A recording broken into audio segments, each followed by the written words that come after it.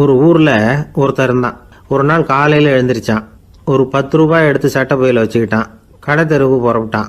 காய்கறி வாங்குறதுக்காக அவன் போகிறான். காய்கறி சந்தைக்கு போய் சேர்ந்தான். கத்திரிக்காய் 4 கிலோ கொடுங்கன்னா கொடுத்தாங்க. காசு கொடுக்கறதுக்காக சட்டை பையில் கையை விட்டான். பணத்தை காணும். 10 ரூபாயை சட்டை பையில் வச்சுக்கிட்டு தான் வந்தான். அது இப்போ அங்கே இல்லை. வழியில் எங்கேயும் அது விழுந்துட்டு போட்டிருக்கு. அல்லது யாராவது திருடர்கள் தெரியாமல் அதை எடுத்துக்கிட்டு போட்டாங்களா என்னன்னு தெரியல. எப்படியோ 10 ரூபாய் அவன் இழந்துட்டான். கையில் காசு இல்லை. அதனால் கத்திரிக்காயை திருப்பி கொடுத்துட்டு கவலையோடு வீட்டுக்கு திரும்பி வந்தான். அதையே நினச்சிக்கிட்டு இருந்தான். அவனுக்கு துக்கம் அதிகமாக போச்சு. அழ ஆரம்பிச்சிட்டான். காய்கறிகள் வாங்கிட்டு வந்து ஆனந்தமாக சமைச்சு சாப்பிட்லாம்னு நினச்சோம். அது முடியாமல் போச்சேங்கிற கவலை அவனுக்கு. அதனால் அதை மறக்கவே முடியல.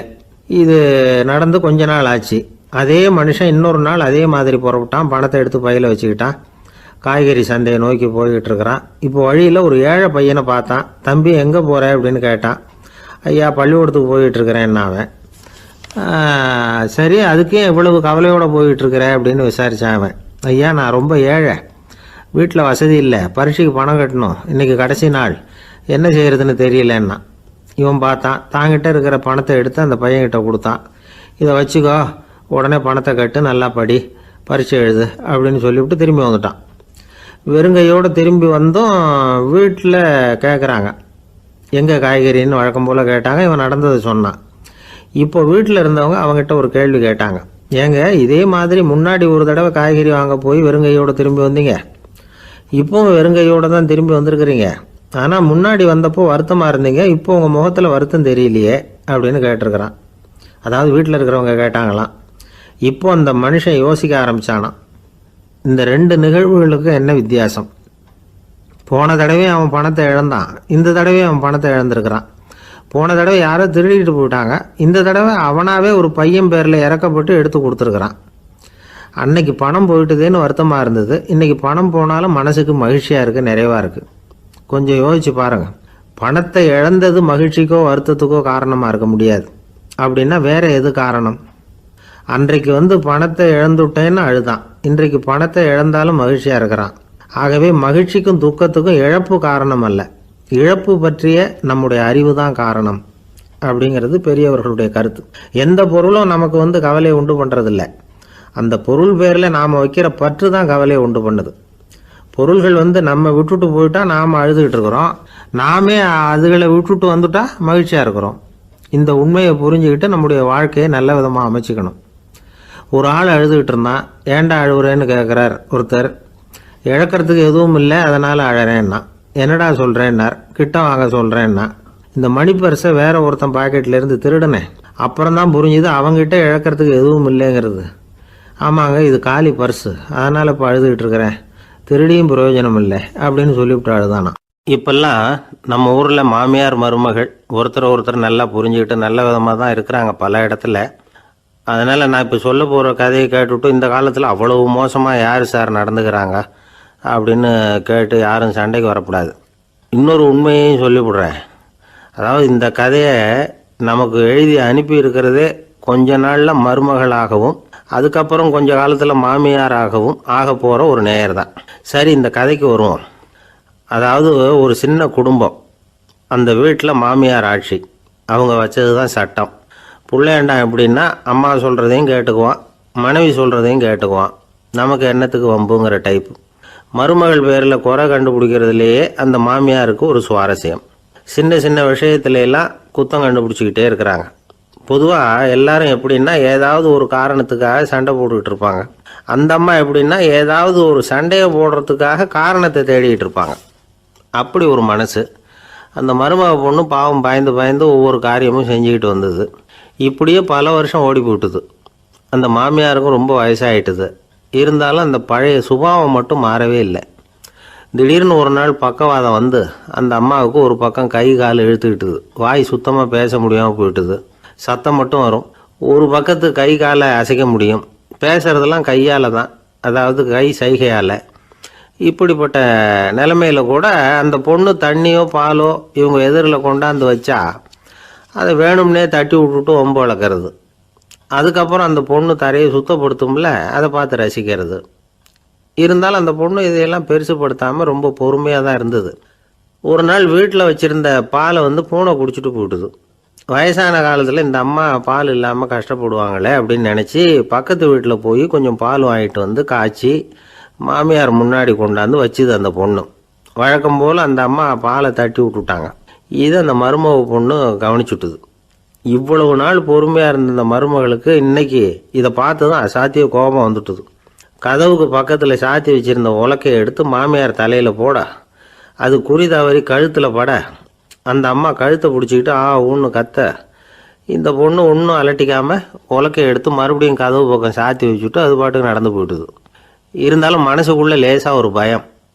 கணவன் வீட்டுக்கு வந்ததும் என்ன விஷயம்னு கேட்டால் எப்படி சமாளிக்கிறது. அன்னைக்குன்னு பார்த்து ரொம்ப நேரம் கழித்து வீடு வந்து சேர்ந்தான் கணவன். உடனே அந்த அம்மா புகார் பண்ண ஆரம்பிச்சுட்டுது. பேச்சு தான் வராத, அதனால் ஒரு பக்கத்து கையால் சைகை காட்டுது. கதவுக்கு பக்கத்தில் இருந்த உலக்க பக்கமாக கையை நீட்டி காட்டி அப்படியே அந்த கையை தன் கழுத்துக்கு பின்பக்கமாக சுற்றி காட்டி நாக்கை வெளியில் நீட்டி நடந்த விஷயத்தை புரிய வைக்கிறதுக்கு முயற்சி பண்ணுது. இவனுக்கு ஒன்றும் புரியல. என்ன சொல்கிறாங்க அம்மா அப்படின்னு மனைவிகிட்ட கேட்குறான். அதுக்கு அந்த பொண்ணு ரொம்ப புத்திசாலித்தனமா, என்னங்க உங்கள் அம்மா சொல்கிறது உங்களுக்கு இன்னும் புரியலையா? அவங்க உங்களை பார்த்து என்ன சொல்கிறாங்கன்னா, ஏண்டா உலக்க மாதிரி நிற்கிற, சாக போகிற எனக்கு சங்கிலி எதுக்கு, என் கழுத்தில் கிடக்கிற இந்த சங்கிலியை கழட்டி என் மருமக கழுத்தில் போடுறா அப்படின்னு சொல்கிறாங்க அப்படின்னு தான். ஓ அப்படியா விஷயம்னு சொல்லி அம்மா கழுத்தில் இருந்த சங்கிலியை எடுத்து மனைவி கழுத்தில் போட்டுட்டு, அம்மா உன் விருப்பப்படியே போட்டாச்சு, இனிமேலாவது நிம்மதியாக படுத்து தூங்கு அப்படின்னு சொல்லிவிட்டு உள்ளே போயிட்டான். பார்த்தீங்களா கதையை? அதனால தான் மாமியார்கள் சைகை காட்டுறதுன்னா கூட இனிமேல் ஜாக்கிரதையாக இருக்கணும். இந்த உலகத்தில் உண்மையாகவே வேதாந்தம் பேசுகிறவங்களும் உண்டு, உள்ளுக்குள்ளே வேற மாதிரி இருந்துக்கிட்டு வெளியில் வேதாந்தம் பேசுகிறவங்களும் உண்டு. ஒரு ஆள் இருந்தார். அவரும் ஒரு கடை வச்சு வியாபாரம் பண்ணிக்கிட்டு இருந்தார். மகா கஞ்சன், யாருக்கும் எந்த உதவியும் செய்ய மாட்டார். எச்சில் கையென்ன ஈர கையை கூட உதற மாட்டார். அப்படிப்பட்ட மனுஷன். அந்த ஊருக்கு ஒரு முனிவர் வந்துக்கிட்டு இருந்தார்.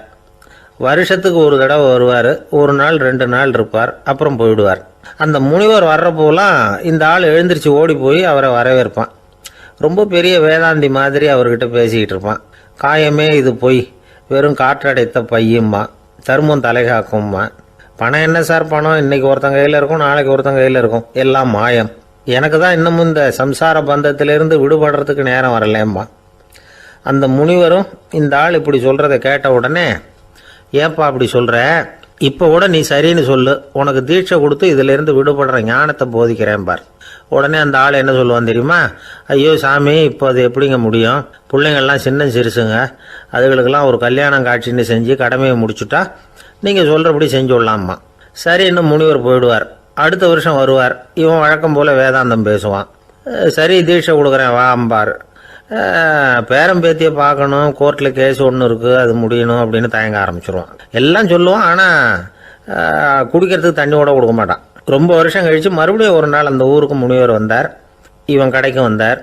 அப்புறம் அங்கே கல்லாவில் நம்ம ஆள் இல்லை, அவன் புள்ள தான் உட்காந்துருக்கிறான். அப்பாவை போலவே புள்ளையும் எழுந்திரிச்சு ஓடியாந்து முனிவரை வரவேற்றான். அப்பா எங்கன்னு விசாரிச்சார் முனிவர். ஐயோ அதை ஏன் கேட்குறீங்க சாமி, உங்ககிட்ட தீட்சை வாங்கி இந்த சம்சார பந்தத்திலேருந்து விடுதலை பெறணும்னு சொல்லிக்கிட்டே இருப்பார், அது நிறைவேறாமலே போய் சேர்ந்துட்டார். போன மாதம் ஒரு நாள் திடீர்னு நெஞ்சு வலிக்குதுன்னார், அவ்வளோதான் போட்டுன்னு போயிட்டார் அப்படின்னு புலம்புனான் பையன். இதை கேட்டதும் முனிவர் சிரிச்சாரான். அவன் எங்கடா போவான், உன் அப்பா எங்கேயும் போகல, இதோ வாழை ஆட்டிக்கிட்டு உன் காலடியிலே இருந்துக்கிட்டு இருக்கான் பார் அப்படின்னு சொல்லி அங்கே நின்றுக்கிட்டு இருந்த ஒரு நாயை சுட்டி காட்டினாரான். என்ன சாமி சொல்கிறீங்க அப்படின்னு ஆச்சரியமாக கேட்டிருக்கான் பையன். உடனே முனிவர் அந்த நாயோட தலையில் ஒரு தட்டு தட்டி பேசுகிறா அப்படின்னாரான். உடனே அந்த நாய் வேதாந்தம் பேச ஆரம்பிச்சுட்டு தான். காயமே இது போய் வெறும் காற்றடைத்த பை அப்படின்னு தான். முனிவர் சொன்னார், அடே இப்போவும் ஒன்றும் கெட்டு போகல, நீ விரும்புனா சொல்லு, உனக்கு தீட்சை கொடுத்து என் பின்னாடியே அழைச்சிட்டு போயிடுறேன், அங்கே அழைச்சிட்டு போய் உனக்கு ஞானத்தை போதிக்கிறேன், வர்றியா அப்படின்னு கேட்டிருக்கார். உடனே அந்த நாய் சொல்லிச்சான், ஐயோ அதை ஏன் கேட்குறீங்க சாமி, நான் உண்ணாமல் தின்னாமல் ஏராளமான சொத்து சேர்த்து வச்சுட்டேன், என் பிள்ளைங்க அதோட பெருமை தெரியாமல் ராத்திரி நேரம்லாம் கதவை திறந்து போட்டுட்டு தூங்கிடுவாங்க, அதனால் இப்படி நாயாக பிறந்து ராத்திரி பகலாக சுற்றி சுற்றி காவல் காத்துக்கிட்டு கிடக்கிறேன், இப்போ எப்படி சாமி வர முடியும் அப்படின்னு கேட்டுதான். அறியாமையிலேயே சுகம் கண்டு இப்படி இருக்கிற ஆளுங்களுக்கு எப்படி விடுதலை கிடைக்கும், எப்போ விடுதலை கிடைக்கும் அப்படின்னு கேட்குறார் தசாவதானி, திருக்குறள் பேர் ராமையா. அவர் கேட்குறது நியாயம் தானே. இந்த காலத்து பையன் ஒருத்தன் அப்பா கிட்ட சொன்னான், அப்பா இன்றைக்கி நான் 1 ரூபா மிச்சப்படுத்தி விட்டேன் அப்படின்னு நானும். அப்படியா, என்னடா பண்ணேன்னு கேட்டிருக்கார் அப்பா. டவுன் பஸ்ஸில் ஏறாமல் அது பின்னாடியே ஓடியாந்தேன், 1 ரூபா மிச்சம்தானே அப்படின்றான். அட பாவி, ஒரு ஆட்டோ பின்னாடி ஓடியாந்துருந்தா 10 ரூபா மிச்சமாயிருக்குமே, வேஸ்ட் பண்ணிட்டியே அப்படின்னாராம் அந்த அப்பா. ஒரு கடற்கரை ஓரம், அங்கே ஒரு சின்ன கிராமம். அந்த கிராமத்தில் ஒரு சின்ன பள்ளிக்கூடம். கடற்கரை ஓரத்தில் உள்ள ஒரு விடுதியில் ஓய்வுக்காக ஒருத்தர் வந்து தங்கியிருக்கிறார். பள்ளிக்கூடத்தில் ஏதோ விழா நடக்கிறது மாதிரி தெரிஞ்சுது. உடனே அவர் அந்த பக்கமாக வந்தார். இங்கே என்ன நடக்குதுன்னு விசாரித்தார். பள்ளி ஆண்டு விழா நடக்குதுன்னாங்க. உடனே போனார். கண்காட்சி ஒன்று வச்சுருந்தாங்க. உள்ளே போய் பார்த்தார். பள்ளிக்கூடத்தில் படிக்கிற மாணவர்களே சொந்தமாக தயார் பண்ண பொருள்களை காட்சிக்கு வச்சுருக்கிறாங்க. அந்த ஊர் மக்கள்லாம் அதை கூட்டம் கூட்டமாக போய் பார்த்துக்கிட்டு இருக்கிறாங்க. இவரும் ஆர்வமாக அதையெல்லாம் பார்த்துக்கிட்டே போகிறார். ஒரு இடத்துல ஒரு சின்ன ரயில் செஞ்சு வச்சுருந்தாங்க, மாணவர்களே தயார் பண்ணது. மின்சாரத்தால் அது ஓடுறது மாதிரி பண்ணி வச்சுருந்தாங்க. அதில் ஒரு சின்ன பொத்தான் இருக்கும், அது அமுக்குனா ரயில் ஓடும், சுற்றி சுற்றி வரும். மாணவர்கள் எதிரில் நின்று அதுக்கு விளக்கம் கொடுத்துக்கிட்டு இருக்கிறாங்க. இவர் அதை கவனித்தார். ரயில் ஓடுறத பார்த்தார். அங்கே நின்றுக்கிட்டு இருந்த மாணவர்கள்கிட்ட விளையாட்டாக கேட்டார், ஏப்பா இந்த ரயில் எதனால் ஓடுது அப்படின்னு கேட்டார் இவர். சக்தியினால் ஓடுது அப்படின்னாங்க மாணவர்கள். அது என்ன சக்தின்னு கேட்டார். அதுக்கு பேர் மின்சாரம் அப்படின்னாங்க. சரி, நீங்கள் மின்சாரத்தை பார்த்துருக்குறீங்களா அப்படின்னார். நாங்கள் பார்த்தது இல்லைங்க, ஆனால் இதை செய்யறதுக்கு எங்களுக்கு உதவி பண்ண ஆசிரியர் ஒரு பட்டதாரி, ஒரு கால் அவர் பார்த்துருக்கலாம் அப்படின்னாங்க. அவர் எங்கே இருக்காருன்னு கேட்டார். இதோ அழைச்சிட்டு வர்றோம்னு ஓடினாங்க. அவர் அழைச்சிட்டு வந்தாங்க. அவர்கிட்ட ஒரு பெரியவர் கேட்டார், மின்சாரத்தை நீங்கள் பார்த்துருக்குறீங்களா அப்படின்னு. மின்சாரத்தை பார்க்குறதாவது நான் பார்த்ததே இல்லை. நான் பார்த்தது அது செயல்படுற விதத்தை தான். அது விளக்கை வந்து எரிய வைக்குது, ரயிலை ஓட வைக்குது, இது மாதிரி எத்தனையோ எந்திரங்களை வந்து செயல்பட வைக்குது. ஆனால் உண்மையிலேயே அது என்னன்னு எனக்கு தெரியாது. ஒருவேளை இந்த பள்ளிக்கூடத்து தலைமை ஆசிரியருக்கு தெரிஞ்சிருக்கலாம், ஏன்னா அவர் ஒரு மேல்நிலை பட்டதாரி அப்படின்னாராம் அவர். சரின்னு போய் தலைமை ஆசிரியரை கூப்பிட்டுக்கிட்டு வந்தாங்க. அவர்கிட்டையும் இதே கேள்வி கேட்டாராம் அவர். மன்னிக்கணும், இந்த கேள்வியை இதுவரைக்கும் யாரும் என்கிட்ட கேட்டதில்லை. சக்தியை யாரும் பார்க்க முடியாது, ஆனால் அது செயல்படும் விதத்தை தான் பார்க்க முடியும் அப்படின்னாராம் அவர். இப்போ இதுவரைக்கும் கேட்டுக்கிட்டு இருந்த பெரியவர் சிரித்தார்.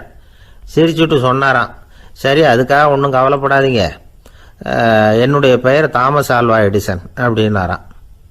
இதை கேட்டதும் அங்கே இருந்தவங்களுக்கெல்லாம் அதிர்ச்சி, ஆச்சரியம். என்னது, நீங்கள் தானா எடிசன்? நீங்கள் எவ்வளவு மின்சார கருவிகளை உண்டாக்கி இருக்கிறீங்க, நீங்களா இந்த கேள்வியை கேட்டது அப்படின்னாங்களாம். ஆமாம், நான் தான் கேட்குறேன், ஏன்னா நானே மின்சாரத்தை பார்த்தது கிடையாது அப்படின்னாராம் அவர். அன்புங்கிறது இப்படிப்பட்டது தாங்கிறார் ஓஷோ. அன்புங்கிறது நம்ம உடற்கூறு அமைப்பில் இல்லை, அது நம்ம உடம்புல உள்ள சுத்த சக்தியின் வெளிப்பாடு. அதை உணரத்தான் முடியுமே தவிர பார்க்க முடியாது. அன்பே உன்னை வந்து நான் என் இருதயத்தில் வச்சிருக்கிறேன் அப்படின்னுலாம் சொல்லுவான். இதெல்லாம் சும்மா. இது வந்து டாக்டர்கள் சொல்கிற இருதயம் கிடையாது. அது வந்து ரத்தத்தை தள்ளுகிற ஒரு கருவி, அவ்வளவுதான். ஞானிகள் சொல்லுகிற இதயம் வேற, அது கண்ணுக்கு புலப்படாத ஒரு சக்தி. என்னுடைய இதயம் ரொம்ப விசாலமானது சார் அப்படின்னார் ஒருத்தர். அப்படிங்களான்னு ரொம்ப மரியாதையா. ஆமாங்க, டாக்டர் அப்படி தான் சொல்கிறார், கொஞ்சம் வீங்கி போய் பெருசாக இருக்குதான் அப்படின்னார். ஒரே ஒரு ஊரில் ஒரு அம்மா இருந்தாங்க. அந்த அம்மாவுக்கு ஒரே ஒரு பிள்ளையாண்டான். அவனுக்கு ரொம்ப அக்கறையோடு கல்யாணம் பண்ணி வச்சாங்க. கல்யாணம் முடிஞ்சதும் மருமக பொண்ணு வீட்டுக்கு வந்து சேர்ந்தது. அப்பாடா, என் கடமை முடிஞ்சுது, இனிமேல் அக்கடான்னு எங்கேயாவது ஒரு மூலையில் படுத்து கிடக்கலாம் அப்படின்னு நினச்சாங்க அந்த அம்மா. ஆனால் நினைக்கிறபடி எங்கே நடக்குது? அதுக்கப்புறம் தான் பிரச்சனையே ஆரம்பமாச்சு. மருமகள் குணம் சரியில்லை, ஒரு மாதிரி. அந்த பொண்ணு வீட்டுக்கு வந்ததுமே முதல் வேலையாக மாமியாரை பார்த்து, அதுதான் நான் வந்துட்டேன்ல, இனிமேல் உங்களுக்கு என்ன வேலைங்க, புறப்பட வேண்டியது தானே, காசி ராமேஸ்வரம்னு எங்கேயாவது போங்கோ அப்படின்னுட்டு தான். மாமியாரை பார்த்தாங்க, கொஞ்சம் யோசனை பண்ணாங்க. இந்த பாருமா, நீ இப்படி சொல்கிறதுக்கு முன்னாடியே வீட்டை விட்டு புறப்படணுங்கிற முடிவுக்கு நான் வந்துட்டேன். வீட்டை மட்டும் இல்லை, இந்த உலகத்தை விட்டே கூட போகிறதுக்கு தயாராக இருக்கிறேன். ஆனால் ஒரே ஒரு விஷயத்துக்காக என் உயிரை கையில் பிடிச்சிக்கிட்டு இருக்கிறேன் அப்படின்னாங்களாம். என்ன விஷயம்னு கேட்டது இந்த மருமக பொண்ணு. வேறு ஒன்றும் இல்லை, என் பிள்ளைக்கு கல்யாணம் பண்ணி வச்சுட்டேன். ஒரு பேர புள்ள பிறந்து அதை என் கண்ணால் பார்த்துட்டேன்னா நான் எங்கே வேணும்னாலும் போகிறதுக்கு தயாராக இருக்கிறேன் அப்படின்னாங்களாம் அந்த மாமியார். மாமியார் இப்படி சொல்கிறதுலேயும் நியாயம் இருக்கிறதாக பட்டுது அந்த பொண்ணுக்கு. சரி, அப்படியே இருந்து பார்த்துட்டு போகலாம் அப்படின்னு அனுமதி கொடுத்தது. கொஞ்ச காலத்தில் ஒரு பேரன் பிறந்தான். அந்த அம்மாவும் பேரனை கண்ணால் பார்த்துட்டாங்க. சரி, பேரனை பார்த்தாச்சுல்ல, இனிமேல் புறப்பட வேண்டியது தானே அப்படின்னது மருமக பொண்ணு. மாமியார் பார்த்தாங்க. நீ சொல்கிறது சரிதாம்மா, அதில் ஒன்றும் தப்பு இல்லை. என்னோட பேரன் உங்களை அம்மா அப்பான்னு கூப்பிடுறதை என் காது குளிர கேட்டுட்டு போயிடுறேனே அப்படின்னாங்களாம். சரி, அந்த ஆசையை நிறைவேறட்டும் அப்படின்னு காத்துக்கிட்டு இருந்தாங்க. பேரன் வளர்ந்தான், நடந்தான், பள்ளிக்கூடம் போனால், பெரியவனானான். மருமக பொண்ணு மறுபடியும் மாமியாரை விரட்ட ஆரம்பிச்சுட்டுது, இன்னும் புறப்படலையான்னு. இதை பாருமா, இது வரைக்கும் இருந்துட்டேன். பேரனோட கல்யாணத்தையும் கண்ணால் பார்த்தா தான் இந்த கட்டை வேகும் போல் இருக்குது அப்படின்னு சொல்லி ஒரு மாதிரியாக பேச ஆரம்பித்தாங்க. இதுவும் நியாயமான ஆசையாக தான் படுது அப்படின்னு அது யோசிச்சிருக்கு அந்த பொண்ணு. சரின்னு அதுக்கும் ஒத்துக்கிட்டது. உடனே பேரனுடைய கல்யாணமும் முடிஞ்சது ஒரு வழியாக. இனிமேல் ஒரு நொடி கூட இங்கே இருக்கக்கூடாது, புறப்படுங்க அப்படின்னு மாமியாரை விரட்டிச்சான் அந்த பொண்ணு. இப்போ அந்த மாமியார் தன்னோட மருமகளை பார்த்து சொல்கிறாங்க, இதோ கிளம்பிட்டேம்மா, என் மூட்டை முடிச்செல்லாம் கட்டிக்கிட்டேன், புறப்பட்டுவிட்டேன். அப்படியே நீயும் உன் துணிமணிகளை மூட்டை கட்டிக்கிட்டு கிளம்பிடும், என்னோட சேர்ந்து 2 பேருமா சேர்ந்து போயிடலாம் அப்படின்னாங்களாம். அந்த பொண்ணு முழிக்குது. முழிக்காதே, உனக்கும் ஒரு மருமக வந்துட்டா, இனிமேல் நீயும் ஒரு மாமியார் தானே, உனக்கும் இனிமேல் இங்கே வேலை இல்லை, புறப்படு அப்படின்னாங்களாம். அப்போ தான் அந்த பொண்ணு சிந்திக்க ஆரம்பிச்சுதான், தன்னோட தவறு புரிஞ்சுதான். இந்த தகவலை கேட்டுக்கிட்டு இருக்கிற மருமகள்லாம் இதை பற்றி கொஞ்சம் யோசித்து பார்க்கணுங்கிறதுக்காகத்தான் இதை சொல்கிறோம் மாமியார்கள் சார்பாக. கொஞ்ச நாளைக்கு முன்னாடி ஒரு பொண்ணை பார்த்து பேசுகிற சந்தர்ப்பம் கிடைச்சிது ஒரு கல்யாண வீட்டில். அந்த பொண்ணு சொல்லிச்சு, சார் எனக்கு கல்யாணம் ஆகி 15 வருஷம் ஆகுது, நான் மாமியார்கிட்ட சண்டை போட்டதே இல்லை அப்படின்னு ரொம்ப அடக்கமாக சொல்லிச்சு. அது எப்படிம்மா சாத்தியமாச்சுன்னு கேட்டோம். எனக்கு கல்யாணம் ஆகி 15 வருஷம்தான் ஆச்சு, ஆனால் என் மாமியார் செத்து போய் 20 வருஷத்துக்கு மேலே ஆயிட்டுது அப்படின்னுது. லோகமானிய பாலகங்காதர திலகர் இருந்தார்ல, அவருக்கு 15 வயசுலேயே கல்யாணம் நடந்துதான். மனைவி பேர் தபிபாய். ரொம்ப பெரிய குடும்பத்து பொண்ணு, நல்ல குணம். அவங்க குடும்பம் நடத்திக்கிட்டு இருக்கிறாங்க. அந்த காலத்தில் திருடர்கள் பயம் அதிகம். இந்த காலத்தில் மட்டும் என்னன்னு கேட்குறீங்களா? நீங்கள் கேட்குறது நியாயம்தான். இருந்தாலும் இந்த காலத்து திருடனுக்கும் அந்த காலத்து திருடனுக்கும் ஒரு முக்கியமான வித்தியாசம் உண்டு. அதாவது அந்த காலத்து திருடன்லாம் நியாயம் அநியாயம் பார்க்குறது உண்டு, இந்த காலத்தில் அப்படி பார்க்குறது இல்லை. அந்த காலத்தில் திருட வர்றவங்கள்ட்ட கூட ஒரு தார்மீக உணர்வு உண்டாம். அதாவது அப்போ உள்ள கொள்ளைக்காரங்க எதை களவாடினாலும் சரி, அரிசியை மட்டும் களவாடுறது இல்லையா, அப்படி ஒரு கொள்கை. அதனால் பாருங்கள், அந்த காலத்து பெண்கள் நகை நட்டுகளை பத்திரமா வைக்கணும்னா பெட்டியில் வைக்கிறது இல்லை, அரிசி பானையில் போட்டு வச்சு விடுறது. இப்போல்லாம் பேங்க்கில் சேஃப்டி லாக்கர்னு இருக்குல்ல, அது மாதிரி அந்த காலத்தில் சேஃப்டி லாக்கருங்கிறது அரிசி பானை. இந்த வளையல், மூக்குத்தி, தோடு இப்படி எதுவாக இருந்தாலும் அதில் போட்டு பத்திரமா வச்சுருவாங்க. திருடன் அரிசி பானை பக்கம் போகிறதில்ல. ஏன்னா சாப்பிட்ற விஷயத்தில் கை வைக்கக்கூடாது, அது பாவம் அப்படின்னு அவன் நினைக்கிறான். திலகரோட மனைவி தபிபாயும் அதே மாதிரி தன்னுடைய ஆபரணங்களை ஒரு அரிசி பானைக்குள்ளே போட்டு மூடி வச்சுருந்தாங்களாம். இப்படி இருந்தப்போ ஒரு நாள் ஒரு பிச்சைக்கார பொண்ணு வீடு வீடாக பிச்சை கேட்டுக்கிட்டே வந்திருக்குது. திலகர் வீட்டுக்கும் தர்மம் போடுங்க தாயே அப்படின்னு தான் அந்த பொண்ணு. அந்த அம்மா தபிபாய் காதில் இது விழுந்திருக்கு.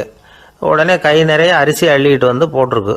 பாத்திரத்தில் அரிசியை போட்டதுக்கு அப்புறம் தான் தெரியுது, பளிச்சுன்னு கண்ணில் படுது. அதாவது அந்த அம்மாவோட வைர மூக்குத்தி ஒன்று அரிசியோடு சேர்ந்து அந்த பிச்சைக்கார பொண்ணு பாத்திரத்தில் போய் விழுந்துட்டுது. இந்த அம்மாவுக்கு மனசுக்குள்ளே குழப்பம், என்ன இப்படி ஆகிட்டுதே, மூக்குத்தி போயிட்டுதே, பிச்சை பாத்திரத்துலேருந்து அதை எப்படி எடுக்கிறது அப்படின்னு தயக்கம். வாயை திறந்து அதை கேட்கறதுக்கும் கூச்சம். திண்ணையில் உட்காந்துருந்த திலகர் இவ்வளவையும் பார்த்துக்கிட்டு இருக்கிறார். மனைவியின் மனசுக்குள்ளே நடக்கிற மௌன போராட்டத்தை அவர் நல்லா புரிஞ்சுக்கிட்டாராம். மனைவியை பார்த்து சொன்னாராம், தபிபாய், இது தெய்வ சம்மதம், அவளுக்கு சேர வேண்டிய மூக்குத்தி அவகிட்ட போயிட்டுது, பிச்சை பாத்திரத்தில் விழுந்த மூக்குத்தியை எடுக்க வேணாம் அப்படின்னாராம். சரின்னு சொல்லிவிட்டு மேற்கொண்டு எதுவும் சொல்லாமல் அந்த அம்மா வீட்டுக்குள்ளே போயிட்டாங்களாம். இந்த காலத்துலலாம் அது மாதிரி நடக்குமா? வெறும் அரிசியை போட்டுவிட்டு விவகாரம் பண்ணிகிட்டு இருக்க மாட்டோமா? ஒரு பெரிய மனுஷன் வீட்டுக்கு ஒரு பிச்சைக்காரன் வந்தான்.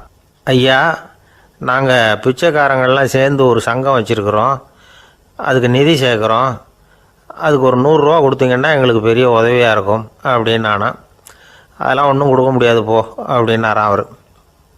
அப்படின்னா ஒரு 50 ரூபாயாவது கொடுங்களேன் அப்படின்ட்டுருக்கான். அதுவும் முடியாதுன்னு சொல்லிவிட்டார். 25 ரூபா அப்படின்ட்டுருக்கான். எதுவும் முடியாது அப்படின்னாரான். சரிங்க, இவ்வளவு பெரிய வீட்டுக்கு வந்துட்டு வெறுங்கையோடு திரும்புறது நல்லா இருக்காது, அதனால சும்மா ஒரு ரூபா மட்டுமாவது கொடுங்க அப்படின்ட்டுருக்கான் அவன். ஒரு பைசா கூட என்கிட்ட கிடையாது அப்படின்னு விட்டாரான் இவர். அப்படின்னா நீங்கள் ஒரு காரியம் பண்ணுங்களேன் அப்படின்னானா அவன். என்ன செய்யணும் அப்படின்ட்டுருக்கார். எங்கள் சங்கத்தில் நீங்களும் ஒரு மெம்பராக சேர்ந்துருங்க அப்படின்னானா. காஞ்சிபுரத்தில் பல்லவ ராஜா ஒரு கோவில் கட்டினார், கைலாசநாதர் கோவில். அதுக்கு கும்பாபிஷேகம் பண்ணுறதுக்கு ஒரு நாள் குறிப்பிட்டு அதுக்கு வேண்டிய ஏற்பாடுகள்லாம் பண்ணினார். முதல் காரியமாக கடவுளை வேண்டிக்கிட்டார், நீங்கள் இந்த கும்பாபிஷேகத்துக்கு நேரில் வந்து கலந்துக்கணும்னார். கடவுள் அந்த ராஜா கனவுல வந்தார். நீ கும்பாபிஷேகம் வச்சிருக்கிற அதே நாளில் அதே நேரத்தில் எனக்கு இன்னொரு ஊரில் ஒரு கும்பாபிஷேகம் இருக்குது, அதுக்கு போக வேண்டியிருக்கு. அதாவது திருநின்ற ஊரில் என்னுடைய பக்தர் ஒருத்தர், அவரும் ஒரு கோயில் கட்டி கும்பாபிஷேகம் செய்கிறார், நான் அதுக்கு போக வேண்டியிருக்கு, அதனால் உன்னுடைய தேதியை நீ மாற்றி வச்சுக்கோ அப்படின்னார். கடவுள் தான் எங்கேயும் இருக்கிறவராச்சே, அவர் நினச்சா 2 இடத்துலையும் இருந்து கோயில் கும்பாபிஷேகத்தை நடத்த முடியாதா? ஏன் அப்படி செய்யலை? அது ஒரு முக்கியமான காரணத்துக்காக தான். திருநின்ற ஊரில் இருந்த பூசலாருங்கிற அந்த அடியாரின் பெருமையை இந்த உலகத்துக்கு எடுத்து காட்டணுங்கிறதுக்காகத்தான் கடவுள் அந்த ராஜா கிட்ட அப்படி சொன்னார். சரி, அந்த அடியார் அப்படி என்னதான் பெருசாக கோயில் கட்டி விட்டார்? ராஜா கட்டின கோயிலை விட பெருசா? அவர் கட்டினது கருங்கல்லாலேயோ மண்ணாலேயோ மரத்தாலேயோ இல்லை. அவர் கட்டின கோயில் வேறு மாதிரி. அது மனசால கட்டின கோயில், மனசுக்குள்ளே இருக்கிற கோவில், மனக்கோவில். அந்த அடியார் தன்னோட மனசுக்குள்ளே மாதக்கணக்காக ஒவ்வொரு கல்லாக சேர்த்து கட்டின கோவில். இந்த விஷயம் ராஜாவுக்கு தெரியாது. அவர் என்ன நினச்சுட்டாரு, அது நாம் கட்டின கற்கோயிலை விட ரொம்ப பெருசாக இருக்கும் போல இருக்கு அப்படின்னு நினச்சிட்டார். சரி, அப்பேற்பட்ட அந்த கோயிலை தரிசனம் பண்ணிவிட்டு வருவோம் அப்படின்னு நினச்சி ராஜா திருநின்ற ஊருக்கு போகிறார். அங்கே போய் பார்த்தா கோயிலையும் காணும், ஒன்றையும் காணும். கடைசியில் பூசலார் கட்டின மனக்கோவில் தான் அதுங்கிறத அவர் புரிஞ்சுக்கிறார். உடனே அந்த அடியாரின் காலில் விழுந்து வணங்குறார். அவரோ, இது மனசால முயன்ற கோவில், இதுக்கு இத்தனை பெருமையா அப்படின்னு ஆச்சரியப்படுறார். இதில் ஆச்சரியப்படுறதுக்கு ஒன்றும் இல்லை. ஆண்டவன் விரும்புறது அகபக்தியையே தவிர புற தோற்றங்களே அல்ல. இதை நாம் புரிஞ்சுக்கிட்டோம்னா நமக்குள்ள எந்த வேறுபாடுகளும் வர்றதுக்கு வழியே இல்லை. இன்னொரு ராஜா இருந்தார். அவர் ஆண்டவனுக்கு படைக்கிறதுக்காக ஒரு தார் நல்ல செவ்வாழை பழமாக எடுத்துக்கிட்டு போகணும்னு நினச்சார். அதனால் நாளே அதை வாங்கிட்டு வர சொன்னார் வேலைக்காரங்கிட்ட. வேலைக்காரன் போனால் கடைத்தெருவில் ஒரு தார் பழம் வாங்கினான். வர்ற வழியில் அவன் குடிசை. அப்படியே எட்டி பார்த்துட்டு போவோமேன்னு நினச்சான். போனான். அங்கே இவனோட குழந்தை பாவம் பசியால் கத்திக்கிட்டு இருக்கு. இவன் பார்த்தான், இவ்வளவு பெரிய தாரில் ஒரு 2 பழம் எடுத்தா தெரியவா போகுது அப்படின்னு நினச்சி ஒரு 2 பழத்தை பிச்சு அந்த குழந்தைகிட்ட கொடுத்தான். அது அதை வாங்கி வயிறார சாப்பிட்டுது. பசி அடங்குச்சு, விளையாட போயிட்டுது. இவன் அதுக்கப்புறம் வாழைப்பழத்தை எடுத்துக்கிட்டு அரண்மனைக்கு வந்தான். 2 பழம் பிச்சிருக்கிறது ராஜாவுக்கு தெரிஞ்சு போச்சு. இவன் உண்மையை சொல்லிவிட்டான். உடனே ராஜா, கடவுளுக்கு படைக்க வேண்டிய பொருளை குழந்தை எச்சில் பண்ண விட்டுருக்கியே அப்படின்னு சொல்லி அவனை கட்டி வச்சு சாட்டையால் அடித்தார் பாவம். மறுநாள் பழத்தை கோயிலுக்கு எடுத்துகிட்டு போனார். கடவுள் முன்னாடி வச்சார். கடவுள் கண்ணை திறந்து பார்த்தார், பழம்லாம் அழுகி இருக்குது. என்ன இது அழுகி போன பழம் அப்படின்னார். ராஜா முழிச்சார். நல்லா தானே இருந்தது அப்படின்னு நினச்சார். அப்போ கடவுள் அந்த ராஜா கிட்ட சொன்னாராம், இதை பார்ப்பா, இந்த தாரில் 2 பழம் தான் நல்ல பழம், அந்த 2 பழங்களையும் நேற்றுக்கே நான் சாப்பிட்டுட்டேன் அப்படின்னாராம். அப்போ தான் ராஜாவுக்கு புரிஞ்சுது, ஏழை குழந்தையின் பசியை தீர்க்கறதுக்காக உதவுன அந்த 2 பழம்தான் இறைவன் சாப்பிட்ட பழம்னு. இறைவன் இருக்கிற இடம் எது? இதுதான். ஒரு ஊரில் ஒரு மன்னர் இருந்தார். புத்தி கூர்மை உள்ள ஒரு மன்னர். பொதுவாக மன்னர்களுக்கு சந்தேகம் வந்தால் சபையில் உள்ள சான்றோர்கள்கிட்ட கேட்டு தெரிஞ்சுக்கிறது தானே வழக்கம். ஆனால் இங்கே அப்படி இல்லை. மற்றவங்களுக்கு சந்தேகம் வந்தால் மன்னர்கிட்ட கேட்டு தெரிஞ்சுக்குவாங்க. அது மாதிரி கேட்டு தெரிஞ்சுக்கிறதுக்காக ஒரு பெரியவர் ஒரு நாள் வந்தார். அவர் கையில் 3 பொம்மைகள் வச்சுருந்தார். 3 ஒரே மாதிரி பொம்மைகள், கொஞ்சம் கூட வித்தியாசம் தெரியல. ஏது இந்த பொம்மைன்னு கேட்டார் மன்னர். எனக்கு வேண்டியப்பட்ட ஒருத்தங்கிட்ட இருந்து இதை வாங்கிட்டு வந்திருக்கிறேன். நான் தான் அவன்கிட்ட இந்த பொம்மையை செஞ்சு கொடுக்கும்படியா கேட்டுக்கிட்டேன். அவன் ரொம்ப புத்திசாலி, அவன் தான் இதை செஞ்சு கொடுத்தான். ஆனால் அதில் ஒரு சிக்கல் அப்படின்னார். என்ன பிரச்சனைன்னு கேட்டிருக்காரு இவர். நான் அவன்கிட்ட கேட்டது 3 விதமான பொம்மைகளாக இருக்கணும்னு கேட்டேன். அவன் என்னடான்னா 3 ஒரே மாதிரியாக செஞ்சு கொடுத்துட்டான் அப்படின்னார். அவங்ககிட்டயே கேட்கறது தானே அப்படின்ட்டுருக்காரு இவர். கேட்டேன், அவன் என்ன சொல்கிறான்னா, இது 3 ஒரே மாதிரி பொம்மை கிடையாது, 3 விதம், ஒன்றுக்கு ஒன்று வித்தியாசம் இருக்குது. இந்த 3 பொம்மையும் 3 விதமான நண்பர்களுக்கு உதாரணங்கள் அப்படின்னு சொல்கிறான். எனக்கு ஒன்றும் புரியல, அதுதான் உங்ககிட்ட வந்தேன் அப்படின்னார். சரி, அந்த பொம்மைகளை இப்படி கொடுங்க அப்படின்னு வாங்கினார் மன்னர். எடுத்துக்கிட்டு உள்ளே போனார். கொஞ்ச நேரம் கழித்து வெளியில் வந்தார். அதுக்கப்புறம் சொன்னார், இதை பாருப்பா, அவன் சொன்னது சரிதான், 3 விதம்தான். இது இருக்குதே முதல் பொம்மை, இது உத்தமமான நண்பனுக்கு உதாரணம். இந்த 2வது பொம்மை இது மத்தியமமான நண்பனுக்கு உதாரணம். அந்த 3வது பொம்மை இருக்குதே அது மோசமான நண்பனுக்கு உதாரணம். இதை செஞ்சவன் உண்மையிலேயே பெரிய அறிவாளி தான் அப்படின்னாராம். வந்தவருக்கு ஒன்றும் புரியல. பார்த்தா ஒன்றும் வித்தியாசம் தெரியலையே அப்படின்னு அவன் குழம்பி போய் நிற்கிறான். இப்போது அந்த மன்னர் விளக்கம் கொடுக்குறார். அந்த 3 பொம்மையையும் எடுத்து முன்னாடி வச்சார். ஒரு மெல்லிய கம்பியை கையில் எடுத்தார். அந்த முதல் பொம்மை காதில் விட்டார். கொஞ்ச தூரம் உள்ளே போய் அப்படியே நின்றுட்டுது அந்த கம்பி. அப்புறம் 2வது பொம்மை காதில் அந்த கம்பியை விட்டார். அந்த கம்பி என்னாச்சுன்னா அப்படியே அது வாய் வழியாக வெளில வந்தது. 3வது பொம்மை காதில் கம்பியை செலுத்தினார். அது நேராக இன்னொரு காது வழியாக வெளியில் வந்தது. இப்போ இந்த முதல் வகை இருக்குதே, அது மாதிரியான நண்பர்கள் எப்படி தெரியுமா?